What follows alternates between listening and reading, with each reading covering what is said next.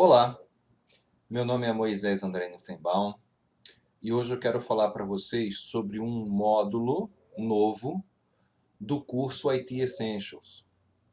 A partir da versão 6, surgiu esse módulo sobre Linux, que faz parte integrante agora do nosso curso de IT Essentials. Não só podem, como devem administrar esse módulo para os seus alunos, todos os professores de IT Essentials. Então esse vídeo é para apresentar esse módulo, tá? E para ver como é fácil aprender os comandos básicos do Linux, tão importantes para o dia a dia do técnico de hardware. Tá? Então simplesmente, no curso de IT Essentials, quando você criar o curso de IT Essentials, vai aparecer este módulo aí. Tá? E para entrar no módulo, simplesmente você clica aqui, tá? E clica aqui, vai abrindo uma nova janela. Tá? Esse módulo foi desenvolvido pela NDG, tá certo? E que é a mesma empresa que faz o NetLab. Tá? E ele é bem interessante. Primeiro, à esquerda aqui ficam os conteúdos, né? Tá certo? E à direita fica um PC virtual, tá certo? Que roda em máquina real mesmo. Tá? Então esse aqui é um Linux, tá? Que roda na máquina real, tá certo? Se você precisar da senha de root, tá aqui, é NetLab 123, tá? E isso é um Linux mesmo, tá? Reparem que o conteúdo aqui está em inglês, tá? Mas se vocês usarem o Google Chrome e mandarem traduzir, tá? A página traduzida fica muito boa, tá? Por exemplo, olá, bem-vindo ao módulo Linux suplementar criado pelo etc, etc, etc. Tá certo? A única coisa que fica meio chata na tradução é aqui, porque ele traduz também o Ubuntu, tá certo? Então, quando você for dar um Enter aqui, for fazer o exercício, ou for rolar a tela, ele volta para o original aqui em inglês. Tá? Então, aconselho, se os seus alunos não sabem inglês, se os seus alunos sabem inglês, incentivem eles a lerem inglês. Agora, se eles não sabem, você pode colocar que eles traduzam a página, né? Leiam aí a página e depois mostre o original novamente para poder fazer o exercício aqui. Tá certo? Então a explicação que eu vou dar sobre esses módulos aqui, eu vou usar o conteúdo em inglês, tá? Mas fiquem à vontade para usar o tradutor. Tá certo? Aqui logo na primeira página de apresentação, ele dá alguns comandos para vocês testarem. Por exemplo, se vocês quiserem se tornar o administrador, o root, né, do sul, basta colocar NetLab 123, que vocês vão se tornar o root, tá certo? E qualquer comando que precisar de administrativos, tá? Outra coisa também, se você, no momento, a gente é o usuário sysadmin, que tem menos direitos do que o root, ok? O botão reset, tá certo? Você pega e zera aqui a máquina virtual. Às vezes você já deu alguns comandos, já criou uns diretórios, já fez cópias e etc e tal. No que você dá reset, você zera a máquina, como se você reiniciasse a máquina e ela passasse para as configurações o quê? Originais. Tá certo? Ok? Beleza. Então vamos ao conteúdo, né? Aqui a gente tem os objetivos, tá certo? São esses comandos aqui que a gente vai aprender. É um curso bem simples do Linux mesmo, tá certo? E a gente começa aqui. Ó. Primeiro ele começa explicando o que é o Linux, né? Que um sistema operacional tem que ter um kernel e um shell, tá certo? É aquela mesma história que a gente ensinou, né, na parte de sistema operacional, né, explicando o que é um sistema operacional e etc. Tá certo? No caso aqui, a gente pode dar esse comando aqui para apresentar algumas coisas, né? Tá certo? Mas é mais assim para testar o shell. Não precisa fazer se vocês não quiserem. No 3, né, começa a matéria propriamente dita, tá? Que ele começa a apresentar o primeiro comando, que é o comando ls, tá? Que é o primeiro comando que a gente aprende para listar o conteúdo do diretório atual. Tá certo? O que mais? O ls-l, que ele vai dar mais detalhes, né? Como, por exemplo, os direitos que você tem, né? Dos usuários, quais os direitos que você tem, read, write and execute, tá certo? De cada um, no caso aqui só tem pastas aqui, né? A data que foi criada e etc. Tá certo? Tem vários outros comandos aqui que o aluno pode experimentar, tá certo? Várias variações do ls, até para o aluno ele entender que um comando pode ter suas variações com esse tracinho aqui, hífen, ou o que eu chamo de menos, tá certo? E são as várias variações do ls, tá certo? Então, apresentando o comando ls. E é interessante o aluno testar cada um deles, né? Para ver o que ele faz, tá? O que cada comando faz. O comando touch, tá?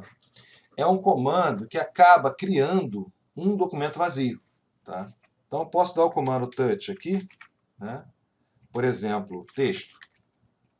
Certo? Então, aqui surgiu esse arquivo, que é um arquivo de texto, tá certo? Que é vazio, né? O comando cat mostra o conteúdo de um arquivo texto, né? Ele está vazio no momento. Tudo bem?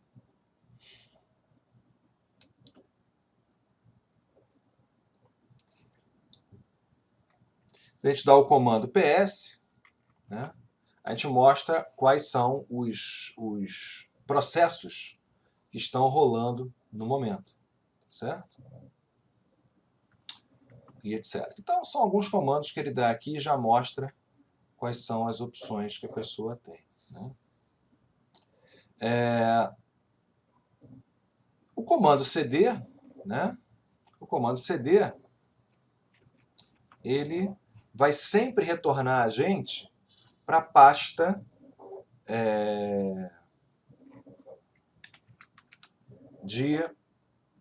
de trabalho do usuário. Tá? O cd, a gente vai aprender a navegar pelos diretórios, né? Se a gente se perder, é só dar o comando cd que a gente volta para a pasta original, que é a pasta do usuário sysadmin. Tá certo? Aqui ele dá o comando echo também, só para brincar um pouquinho, né? Tá certo? Muito bem. Repare que o curso é bem rapidinho. Daqui a pouco a gente já chega no 21, tá certo?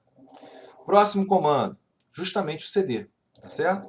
Então, se eu dou aqui o ls, eu vejo que tem várias pastas aqui, tá vendo? Desktop, downloads, etc. Se eu quiser passar para a pasta downloads, eu faço cd, downloads, né? Reparem que o Linux ele faz diferenciação entre maiúsculas e minúsculas, tá certo? E tem uma coisa que é muito interessante também, né? A tecla Tab funciona. No Windows também funciona, né? Eu só preciso digitar o início da palavra que eu queira e dar teclado Tab, que ele vai me completar com o resto da palavra. Então isso facilita muito os comandos, tá? Então eu mudei para lá. Se eu der o comando cd puro, eu vou voltar para a pasta de usuário. Se eu quiser saber em que pasta eu estou, é só dar o comando pwd, tá? Aparece qual a pasta que eu estou no momento, tá? Então, cd, por exemplo, documents. Eu ponho doc, aperto tab e vou para lá, tá certo? Não tem nada aqui dentro. Tem várias coisas aqui dentro que são arquivos de exemplo, né? Eu posso passar também para o CD School. E tem algumas pastas aí dentro, CD Art. Quando eu dou CD espaço ponto ponto, eu volto uma pasta anterior, tá certo? Se eu der o CD barra, eu vou passar a ficar na raiz, né? Na raiz do meu disco, ok? Se eu dou o comando CD puro, eu passo lá para a minha pasta padrão, tá certo? Então esse é o comando CD, né? O comando PWD, que nós já comentamos, tá certo? O comando ls, que a gente já comentou também, tá certo? O ls-a é interessante porque ele mostra os arquivos ocultos, tá certo? Eu tenho aqui, ó, se eu der ls-a, tem alguns arquivos ocultos, tá vendo? Se eu quero criar um arquivo ou uma pasta oculta, basta colocar um ponto na frente, aí ela fica oculta, certo? Então, por exemplo, eu vou criar um arquivo, touch.texto. Né? Se eu der ls, ele não aparece o ponto texto aqui. ls-a vai aparecer o texto que eu tinha criado anteriormente e o ponto texto, certo? Interessante esses arquivos ocultos, tá legal? Parecido ls-a maiúsculo, tá? ls numa determinada pasta, ele busca numa determinada pasta um determinado arquivo, tá certo?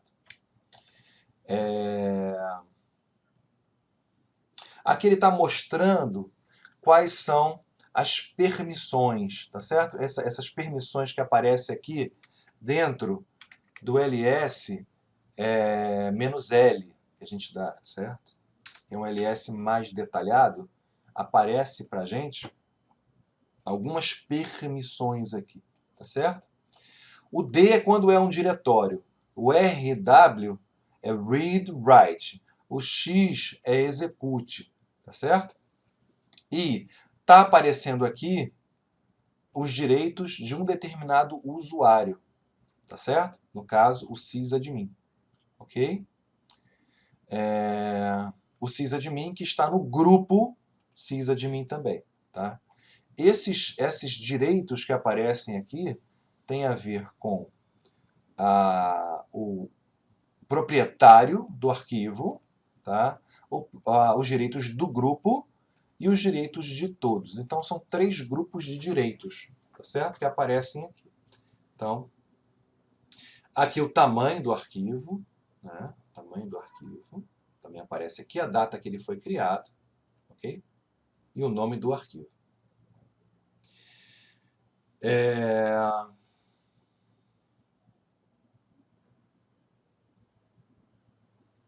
Outras variações, né? Para você ordenar as coisas, tá? Para você mostrar os arquivos, inclusive os que dão dentro dos diretórios, tá?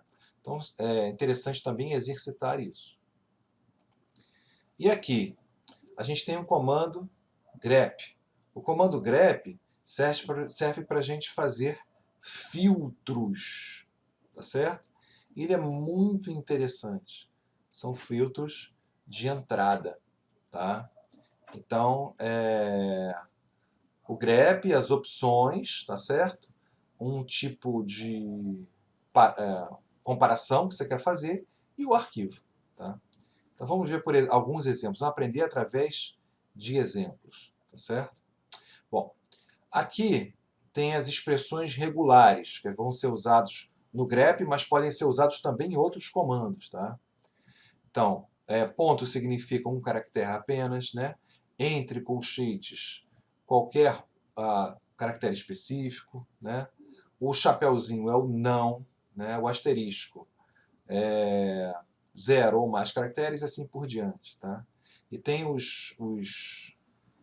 as expressões regulares estendidas também, tá? Então, vou dar um exemplo aqui. Por exemplo, grep root, tá certo?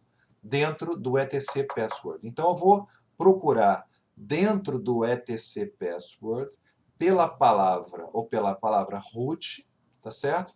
E ele vai listar para mim a linha ou as linhas dentro desse arquivo que contém o quê? A palavra root, tá certo? Né? No caso aqui, ele está dando um exemplo aqui para você fazer com o arquivo de exemplo, tá certo? Um exercício para você fazer. Tá? Então você dá um grep read, aí você escreve um texto.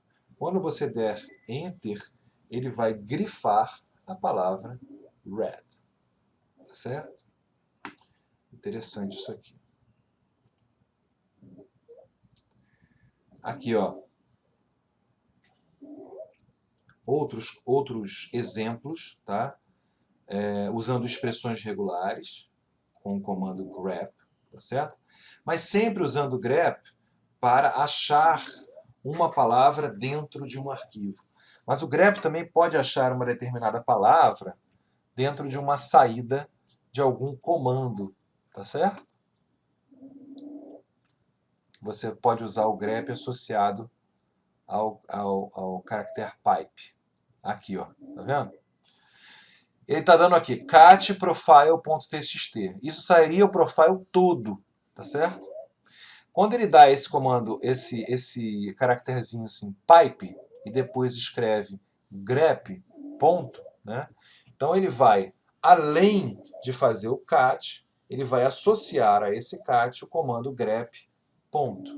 Ou seja, listar as frases que possuem o caractere ponto dentro do arquivo profile.txt, tá certo? Ele tem o mesmo efeito do outro, tá? Porém, esse pipe aqui, ele faz mais coisas, ok?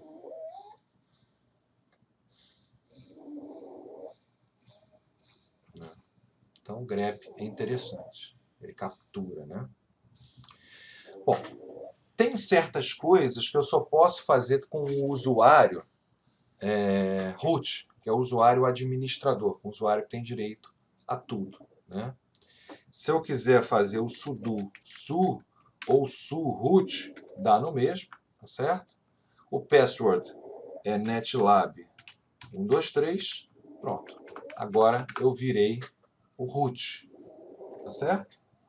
Eu posso também, para sair eu faço exit, né? Eu posso também fazer sudo um determinado comando. Sudo ls, por exemplo. Tá certo? Aí ele vai executar o ls como se fosse o usuário root. Tá certo? Então, repara, a segunda vez que eu dou o sudo su, ele não pede a senha de novo, porque eu já dei a senha. Só se passar um bom tempo sem usar o usuário, o superusuário, né, é que ele vai pedir a senha novamente. Muito bem. Então,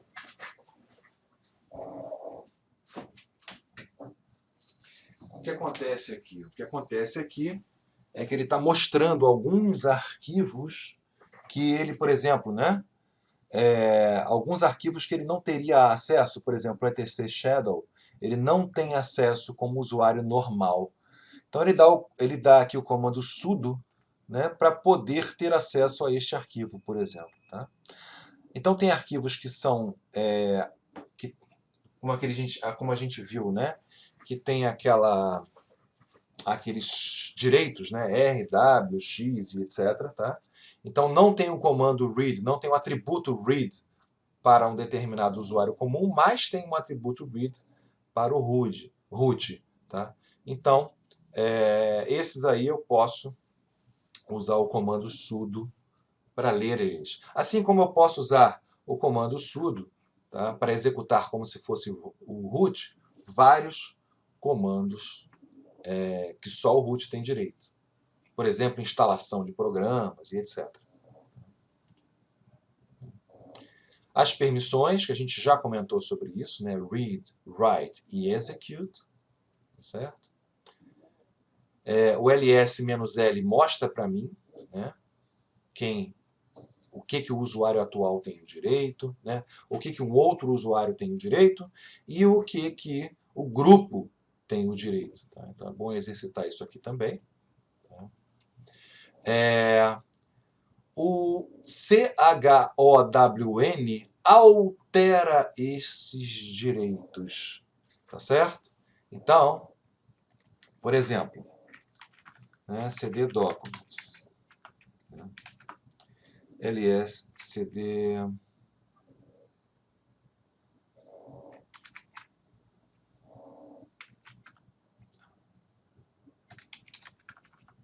CD Documents, por exemplo, ls -a, desculpa, -l. Vai mostrar aqui os direitos de vários arquivos aqui, tá certo? Então, o sysadmin ele tem direito de escrever e de ler. O grupo só tem o direito de ler e os outros usuários também, tá certo? Então, o que ele está fazendo aqui? Ó? Ele vai mudar o proprietário deste arquivo para ser o root, tá certo? Porque se eu dou um sudo ls, né, eu como root, eu vejo as coisas também, mas eu não sou o proprietário, né?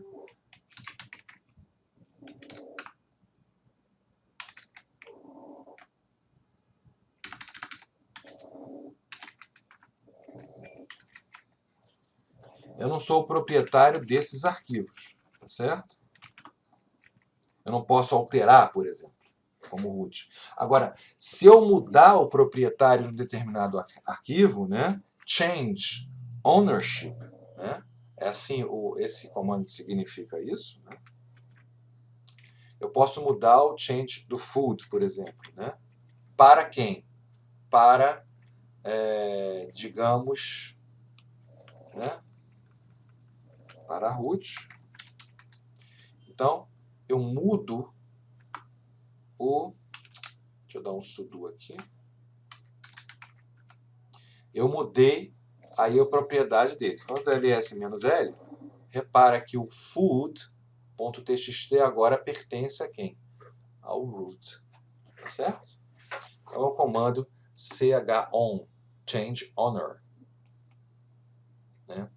Se eu quiser mudar as permissões, isso é muito usado, né? Se chmod, eu modifico o quê? As permissões. Tá? Então, posso mudar as permissões de um arquivo. Se ele, por exemplo, não tiver read-write, só tiver read, eu posso mudar para read-write. Se ele não tiver execute, eu posso mudar para execute. E eu posso fazer variações para isso mudar para um determinado usuário, para o grupo ou para todos os usuários. Tá certo? Então, essas são as variações com alguns exemplos aqui. Tá vendo? chmod, né? O grupo vai ser permitido por grupo atual escrever no arquivo Linux, tá certo? Então ele não tinha essa permissão antes, ele só tinha a permissão de read, não tinha a permissão de write. Então eu posso fazer aqui, por exemplo, sudo chmod, né? O grupo vai poder também write num arquivo, por exemplo, red.txt, tá certo? Então, o red.txt passou a ter também o direito de write, tá certo? Então, isso é muito usado, tá certo? Outro método também, né, que eu posso, em vez de usar esses símbolos aqui, usar números, tá? Então, você dá o chmod, um determinado conjunto de números, sendo que cada número significa um negócio diferente. E se você quiser somar, né? Se você quiser dar o direito de read and write, 4 mais 2, 6. Se você quer dar o direito de read, write and execute, 7. Se quiser só dar o direito de read, 4. E assim por diante. Tá certo?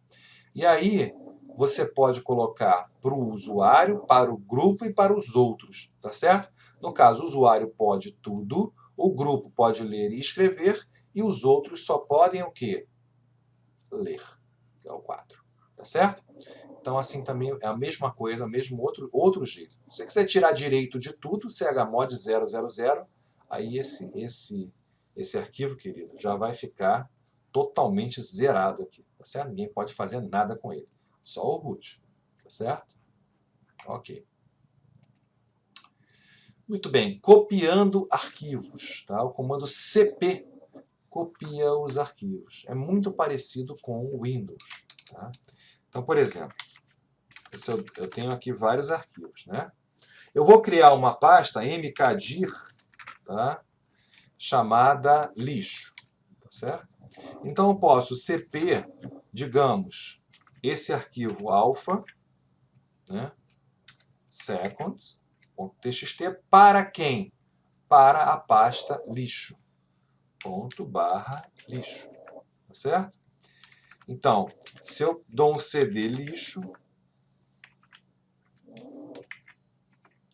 e dou um ls, olha o arquivo lá, tá certo? Então aqui tem várias variações desse comando cp, tá certo? E algumas opções também, tá certo? De cópia. Tá? Então, copiando os arquivos, tá certo?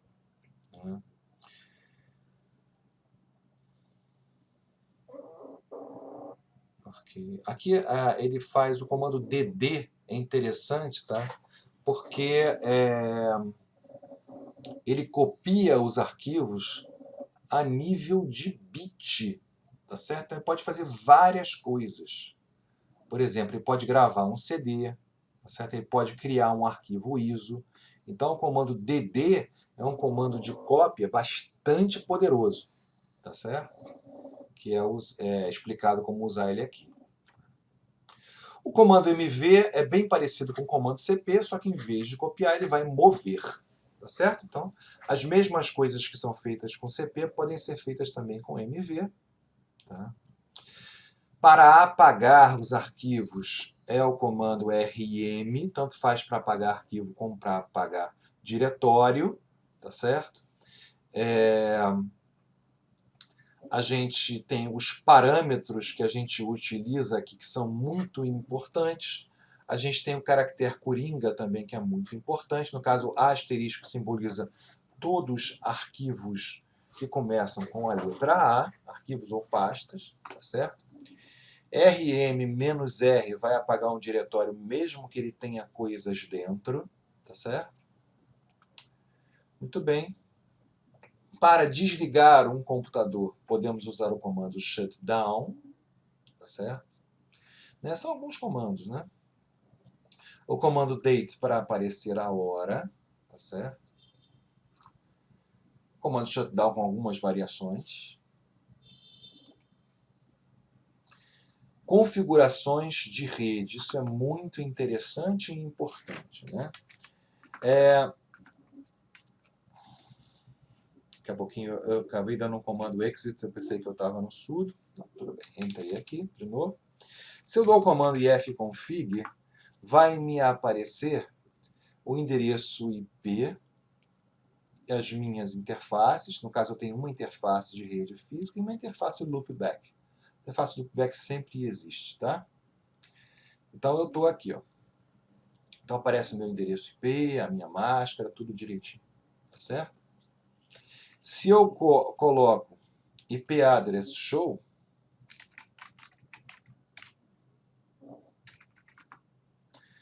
aparece também informações de endereçamento IP, tá certo? Mas de uma forma mais específica, tá certo? Aparece também o endereço IP versão 6, tá certo? Ok. ifconfig. Os processos aparecem, para listar os processos, né? Se eu dou um PS, vai listar os processos que estão sendo executados agora, tá certo? O PSX, né, aparece justamente os que estão sendo executados agora, PS-EF, para aparecer de todos os usuários, e assim por diante. É muito interessante saber quais os processos que estão rodando no momento, porque o Linux é um sistema operacional multitarefa. Tá? Então ele pode executar mais de uma tarefa ao mesmo tempo, mesmo sendo essa interface de linha de comando. É interessante eu ver quais as tarefas que estão sendo executadas. Instalações de programas. Tá? Então eu tenho, por exemplo, o apt-cache mostra para mim, tá, um determinado programa.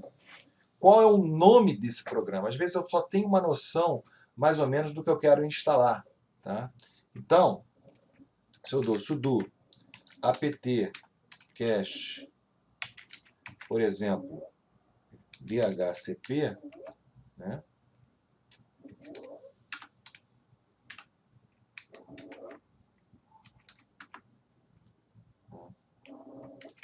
apt-cache search dhcp. Então ele vai procurar no catálogo de programas dele para ver se tem algum que seja dhcp, que tem essa palavra dhcp. Então eu tenho 3 aqui. Tem um que é os arquivos comuns usados por clientes dhcp, o comando resolve.conf, que é um, na verdade é um arquivo, tá? E o ISC dhcp client, tá certo? Acho também as dependências de quais pacotes que um determinado outro pacote depende, tá certo? E para mostrar quais são os detalhes desse determinado pacote. Tudo isso antes de eu instalar. Né? Se eu quero instalar alguma coisa, antes de eu instalar, eu tenho que ver, né, como é que é o nome do pacote, principalmente, etc. Então, descobriu o nome, pode instalar. O comando é apt-get install, sempre no modo de superusuário. Tá? E o nome do pacote. Ele vai instalar. Fazer o upgrade, tá certo? Para remover é apt-get remove, tá certo? E para purgar do cache, apt-get purge, tá certo? Ok? E aí você removeu o pacote. Instalação. Se você quiser alterar a sua senha, é só dar o comando pswd, tá certo? Aí você altera a sua senha. Ou se você quiser alterar a senha de um outro usuário, você entra como superusuário e dá o comando pswd no outro usuário. Aí você muda a senha do outro usuário, tá certo? Estamos terminando já. Nós temos o editor de texto, o vi, tá certo? E aqui todos os comandos do vi, ok? Interessante também estudar o vi. E, finalmente, né, o 21 não é conteúdo nenhum, são os próximos cursos que podem ser feitos, tá, pela própria NDG para aprofundar mais o Linux. Tá? Então, esse é o recado que eu queria dar para vocês, este curso aqui do Linux, que você consegue fazer ele bem rapidamente. Tá? Então, no período desta gravação, a gente fez o curso inteiro. Tá legal? É claro que o aluno ele vai gastar mais tempo, mas é um curso feito para ser bem rápido, no máximo 4 horas de curso. E aí ele já está com todas as ferramentas básicas para manipular o Linux. Ok? Beleza, um abraço, pessoal.